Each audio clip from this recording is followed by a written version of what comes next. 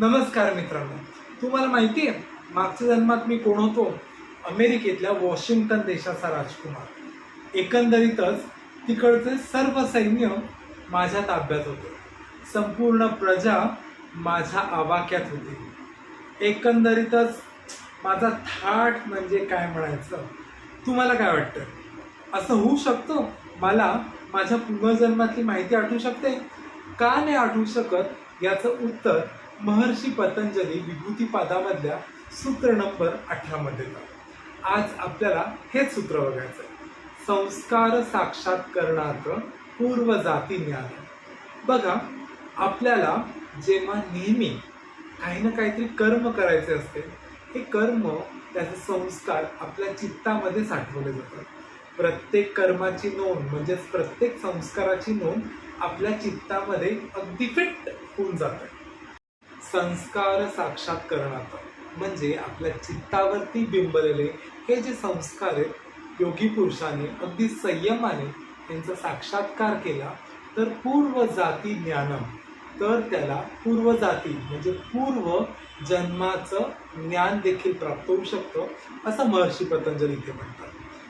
हे सूत्र समजून घेण्यासाठी एक रंजक उदाहरण बघितलेच पाहिजे. जेव्हा समुद्राचे खारे पाणी मी माझ्या हातावर घेतोय तेव्हा मला ते फक्त पाण्यासारखं दिसतं. त्याच्यामध्ये मीठ आहे का याची मला जाणीव पण होत नाही. त्याची चव घेतली की ते खारट आहे असं मला कळतं, पण त्याच्यापासूनच आपल्याला मीठ मिळतं. लक्षात ठेवा, या उदाहरणामध्ये हे जे पाणी आहे ते पाणी आपल्या चित्तासारखं आहे. त्याच्यामधलं जे मीठ आहे आत्ता तर पाण्यापासून वेगळं नाही आहे, पण ते पूर्वजन्माचे संस्कार आहेत असं म्हणायला हरकत नाही. या पाण्यातल्या मिठाला आपण संयमाची उष्णता दिली तर पाण्याचे बाष्पीभवन होईल आणि जे काय उरेल ते म्हणजेच मीठ.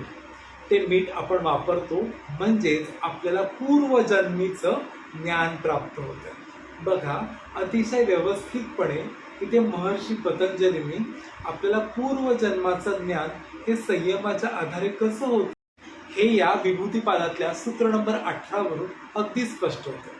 आपण हे समजण्यासाठी आणखीन एक उदाहरण घेऊया.